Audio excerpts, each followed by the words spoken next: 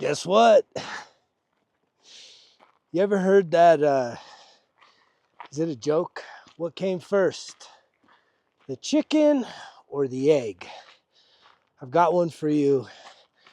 It's a bit of a Gregism. What came first, being patient or having a sense of urgency? Yeah, stick around. If you're somewhere caught in the middle of saying, am I supposed to be patient and wait for the stars to align? Wait for the plant and the seeds to grow, for the healing to take place, for the time and space for my healing to start to take root? Or do I need to have some sense of urgency to say that now is the time, today is the day? What are you waiting for? It's an interesting contrast. And there are some ways to break it down. I'm here, Santa Fe, New Mexico. One of my favorite hikes, backyard hike here. A place called Sun Mountain. A little bit of a cold front, but it's sunny, it's fresh, it's clean and clear. And guess what? I'm feeling the same. I'm feeling sunny, feeling clear, feeling fresh. And that's a good place to be. Not carrying around a lot of baggage, not carrying around a lot of burdens. But yet, just as I put one foot in front of the other, there's some areas in my life that I know require me to strategically be patient and allow for things to unfold from a divine perspective. But I absolutely know there's some other areas in my life that it's like go time. And yet, how do you pick and choose? How do you tell what's the difference? Because I think a lot of people that I talk to that feel stuck in life and that indecisiveness, it's sort of like pressing the gas and pressing the brake at the same time. You're not sure what is necessary. What do you think's the underlying cause of that? Starts with an F and ends with an R. And there's an EA in the middle. It's fear. What else would stop you? What else would keep you held back? Fear, doubt, uncertainty. Where's that coming from? Probably your past experiences, right? It's not rocket science what we're doing here. It's even crazier. We're talking about emotional states of being. And a lot of time, we're controlled by subconscious states of emotional being. Not conscientiously. Conscientiously would be tell yourself right now mentally, even verbally, hey, I love you. I support you. I believe in you. I'm happy. I enjoy my life. If you rattle off some affirmations like that, that's conscientious awareness. Subconscious is when you're just going about life and all you can do is hear all those insecurities manifesting themselves into thoughts with a repetitive, relentless spirit that never leaves you alone because it wants you to be all alone. It wants you to stay stuck. Why? Because it wants to be in charge. It needs control. That's the negative part of us. When you shift to the higher vibrational states of being, you no longer have to fear who's in control, what's in control, because you actually surrender and you align. and align with what? Your highest calling, your highest purpose. You realize the things that are adding value to your life, making you better, and you stop participating in the things that you know are not that. They're the things that are keeping you distracted, keeping you in a state of perpetual suffering. If you were asking me, I absolutely believe that you should have some sense of urgency around releasing and letting go of the things that no longer serve you. But the problem with that is a lot of those things we've grown accustomed to those things. They're our comfort. Those are like our little blankies that keep us warm and fuzzy, but leave us rotten and empty on the outside, but warm on the inside, but warm and fuzzy on the outside. The problem with that is most of us can't just sit in bed with that warm, fuzzy blanket for the rest of our lives. So when we start to move around and do things, there's constant signals coming at us. I just had an exchange with a dear loved one. And what I realized is that this voice, my presence, my spirit, makes this person very uneasy. And what's interesting about that is that I have an understanding and a clarity of some of the past life traumas that we've shared, and certainly this life traumas that we've shared. And how is that relevant? Because what you need to realize, everything's a full-length mirror. And if something or someone makes you uncomfortable, that's not your intuition trying to warn you from a danger. That's your soul tapping on your shoulder saying, hey, this person's got some medicine for you, depending on how uncomfortable these things can make you. Which, to me, is a beautiful thing. I was sitting there and talking with my son. He's 16. He's out here hiking with me. And, you know, at 16 years old, he's already made some mistakes. I know when I was 16 years old, I had already hurt some people.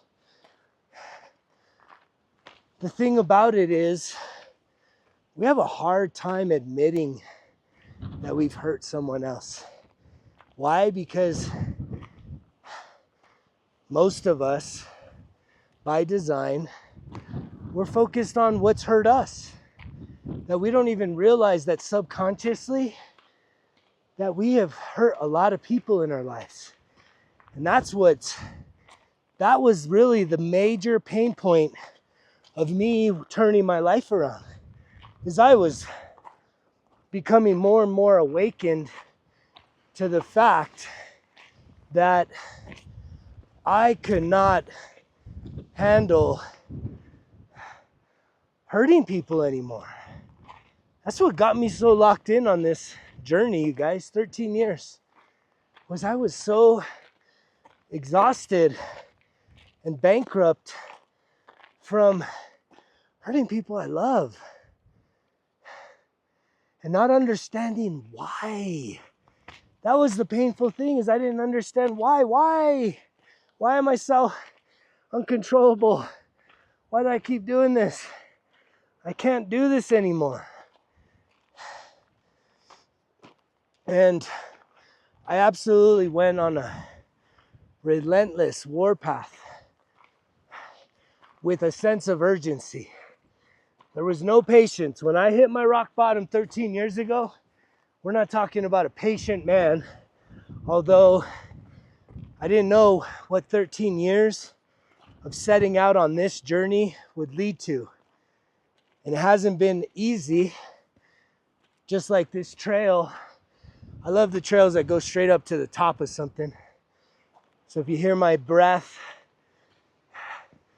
right, I'm not just doing the breath of life, but I am, aren't I?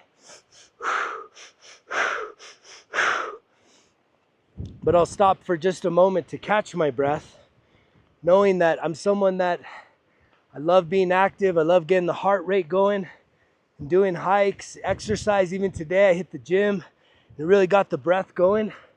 But I promise you, that pales in comparison for me laying down and literally with intention, settling into my body, focusing on my breath, and allowing myself to get out of my head and into my body and start to clear blockages and allow for downloads and information and the conscientiousness to become more and more magnified in my awareness field. And so why am I bringing that up? Well, we just finished our third session of the Breath of Life Healing Circle. It's been an incredible experience. Thank you to everyone that signed up and has been participating. We're on about a 2-week break. And if you're something that you've been thinking about doing, I invite you to join. The time is still now. We'll be reconvening here in the first Sunday of June. And I'm going to be putting out a video from some of the participants so that you don't just hear it from my mouth. You can hear it from some other people that have actually had some incredible breakthroughs in joining the Breath of Life Healing Circle.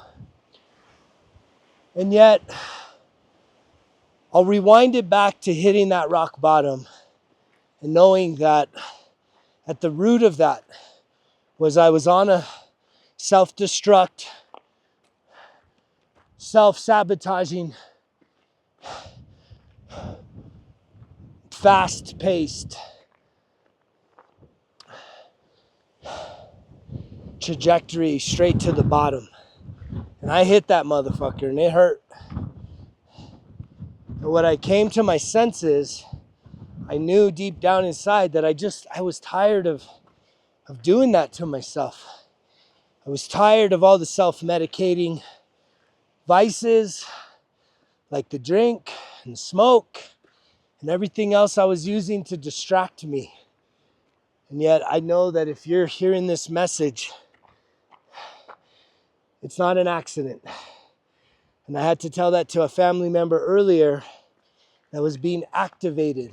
When I use the word activated, what I am meaning from this point forward as a Gregism, activation means emotionally stimulated. That means that there's medicine being dispensed from my soul to your soul. Does that make me better than you? Fuck no. At the soul level, we're all equals. We're all here to help and support each other. But yet that medicine can be bitter. It can be painful. It can be a hard pill to swallow. And yet, a lot of times, maybe you say, I've had enough of hearing this guy. All right, well, go run, go hide, right? Go do what you think is best for you. But I'm telling you that the medicine that I'm offering is for the whole world. Am I trying to be the savior? No. But I know that I serve a very distinct purpose on this beautiful planet that we're calling home while we are occupying these human bodies. And yet we all have something to learn from one another. And I truly do believe that what I can help people achieve is what I've achieved. What have I achieved? I've healed my emotions. I've healed the trauma. I've released. Healing is as simple as releasing. And that may not seem to register with a lot of people yet. You heard that one, right? Yet. You see these rocks we're climbing up? These are good times. It's one of my favorite backyard hikes. Climbing up rocks like a billy goat. But healing is releasing. And the thing is trauma, especially from our childhood, that perpetuates itself throughout our lives, we store it in our bodies energetically. And that's what's interesting, right? That's where that threshold is of the physical and the spiritual. Because the spiritual is energy and the physical is flesh. And yet we use this body as a vessel. And when you have an emotional wound, it gets stored physically. But the storage is an energetic closure of a part of who we are. And yet when someone comes around, has a bright ass fucking light to heal and to share wisdom and knowledge that can set each and every one of us free, a lot of people, that's scary because we've never really heard something like that before. We may have been told stories that, hey, say this thing, do these 3 things, and you'll be free. I've tried all those things. And I did most of those things with a great sense of urgency. Because the thing is when I came to that place in my life, when I was so sick and tired of absolutely causing pain to people that I loved, and I couldn't understand why. Why do I keep doing this? Why can't I break this pattern? Why can't I control myself? That was really what I was trying to do, because that's what most people were telling me. Man, you just need more self-control. I'm like, dude, I got this motherfucker on lockdown. I've been sober 10 years, 12 years, 13 years now. I got this guy on lockdown. Where does this self-control come from? And what I've realized is we can't control subconscious programs. But I can tell you the things that I have to be patient with. I need to be patient with myself. I need to be patient with others. I need to be patient with you listening right now. Some of you are ready to rock and roll and are already kicking ass and well along your healing journey. You're responding to this message, not just hearing it. You've purchased a 1% Better Everyday Journal, and you're ready to lock in for 91 days and really immerse yourself not only in the daily ritual of learning how to journal and starting with positivity every day, but you're also going to lock in to the 91-day master class there that takes you from understanding self-sabotage through self-mastery, with over 40 videos, probably 7 hours worth of quality, right? Quality lessons from yours truly. And yet I have to be patient, waiting for those of you in the back of the classroom, waiting for those of you that are way, way out there that are trying to run, trying to hide, trying to act like you ain't hearing this shit, or maybe you're hearing it, but you're just not ready. And there's a part of me that I have that sense of urgency. I have this enthusiasm. I'm excited because when I find something so incredible, I want to share it with the world. I want to share it with every single person. Like, there's a part of me that wishes I could just cast a spell or convince you to try something because I know how it would benefit your life. However, that's what I have to learn, is to be patient and allow for people to move in at their pace, right? You have to be you are entitled to move at your pace. And just because I move at mine Doesn't make me better. It doesn't make you worse, right? We're all just walking each other home in this grand scheme of life. And that's an area where I'm growing right now in this season. I know that I'm having to really allow for things to unfold in divine timing. I'm learning how to not want to control everything. But then there has to be a mix to where it's like, okay, allow for these things to unfold, but that doesn't mean to pull back and speak less. That doesn't mean that just because I'm not seeing the harvest,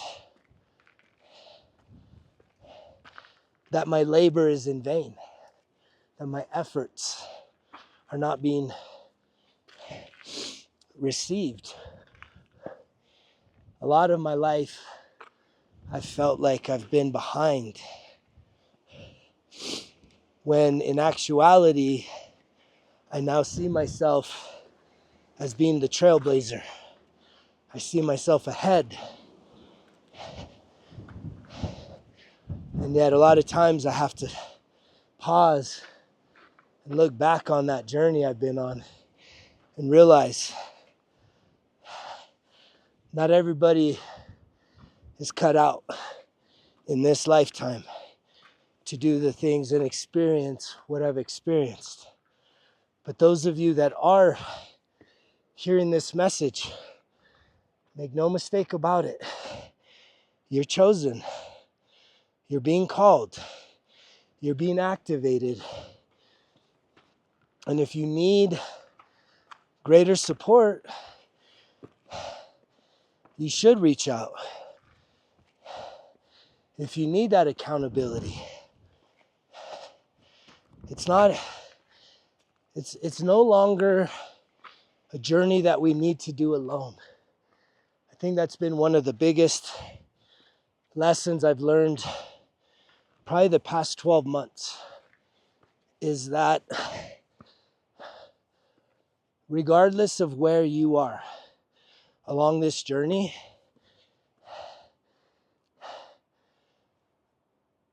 we don't have to do it alone. There is a lot of curriculum and a lot of work that you have to do on your own, right? If climbing up this mountain was a symbol of the 91-day journal process, every zig, every zag being a week or a day, right? Me getting up here, none of you are here. So in order for you to get up here, you got to show up at the base of this mountain. And yet, if you're willing to put one foot in front of the other, take as many breaks as possible, and know that it gets steeper and steeper as you get to the peak, doesn't make it impossible, but yet you're going to go at your pace. You're going to move at your speed, because your body, your mind, who you show up as is different than me. But yet, we can be on this same path and encouraging each other along the way. And the more people that get on the path, that means the more people that are going to be available to encourage one another, so that we create a community all around this world of people that are actually putting in the real work that it takes to free ourselves and to hopefully inspire others to do the same. That's what this whole thing is about, freeing yourself, right? I feel fortunate that born and raised here in the United States of America, we really do value our liberty and our freedom, but even that comes with restrictions. I'm someone that served in the U.S. Navy as a hospital corpsman. A lot of people don't realize that in order to serve in the military, you give up a lot of your freedom. You get told what to wear, when to wear it, when to wake up, what to eat, where to live, where to go, how long to go, when to go to the doctor. You get told pretty much every aspect of your life, day in and day out, what you can and cannot do. And yet that is losing freedom. But is that true freedom? No. There's people that are in captivity right now, and yet their minds and their spirits are free. That's the freedom. The true freedom isn't where you are on this world. It's where you are in your mind. Where are you in your spirit? And how limited do you think those things are? If you're only in the physical, guess what? You're extremely limited. When you transcend into the upper vibrational realm and you start to see with spiritual eyes in the soul, you're unlimited. You're free. Free to go anywhere. Free to do anything you desire. There's no limitations other than the ones that you place upon yourself. And yes, that is universal. That is not just for me. That is not just for a select few of you. Every single one of us has the opportunity and the power within us to be able to transcend all our suffering, all of our pain, all of those bad, terrible situations that have caused the trauma. And if it was my choice, I would say don't be patient on that. Have a sense of urgency. Start leaning in to this message, to the content, to the Breath of Life group, to developing your own incredible morning routine and practices that build you up. Again, we're getting past the one-dimensional. It's not about just a physical body, right? It's about mental, emotional, spiritual, physical health. And when you get those things in alignment, there's nothing that can stop you. However, we all have different levels and depths to our trauma.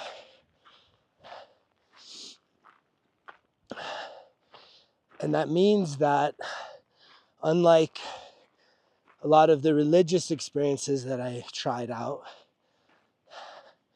and I went all in on, I thought that it was just a quick, right, boom, say these words, do this one thing. If you just do this one thing, you're good. And it's like, man, I tried that one thing 100 times. Baptized 5 times. I tried doing all the things over and over again, and it didn't heal the trauma. It didn't clear out my emotions. I was still a broken guy underneath the surface, questioning my existence. I'm trying to figure out, why am I still confrontational? Why am I still angry? And yet, throughout this journey, I finally figured it out. It all came to me. And it's my greatest honor to be able to share what has helped me along this journey. And if I was starting from scratch, if I was 13 years and 6 months ago before I hit my rock bottom and I was to come across a guy like this and knowing, man, I need some kind of help. I don't know what, but I need something. And if I started resonating with a message like this, saying, damn, this guy sounds like he's been through it. He sounds pretty authentic, sincere, and yet he's not just here to talk.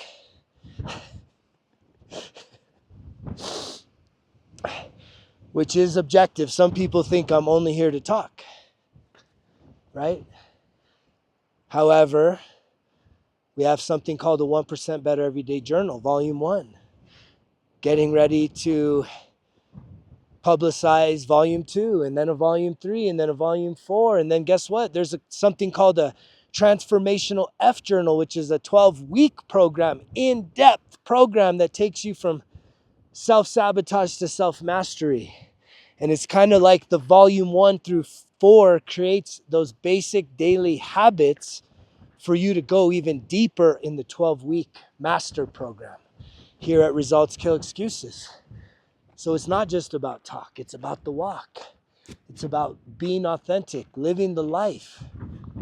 And if I was in a place of just, fuck, I need something, and please, something, what can help me start getting it? I've already told you guys this time and time again.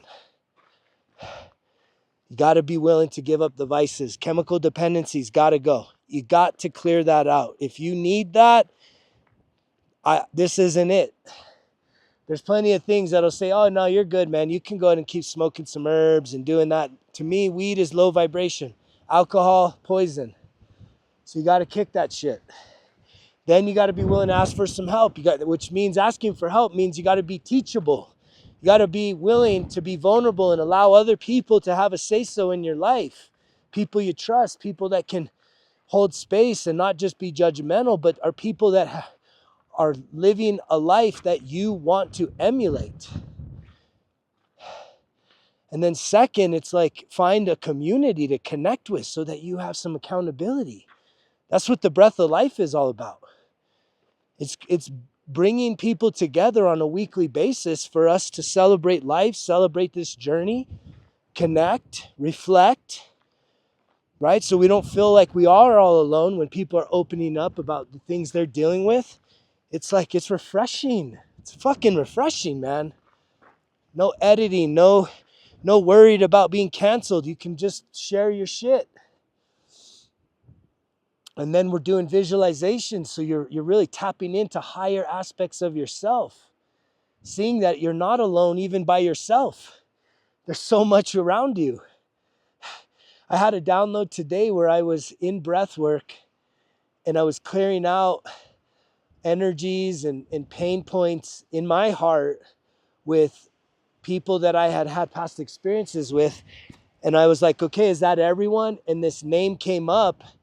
And I was just talking with somebody in my family and I said, hey, who is this person? Because I hadn't really remembered that name. And they're like, oh, that's like your great grandma. I was like, really? Because they showed up. And it boggles the mind, the things that I've experienced and the things that other people are experiencing. But this is what's working, you guys.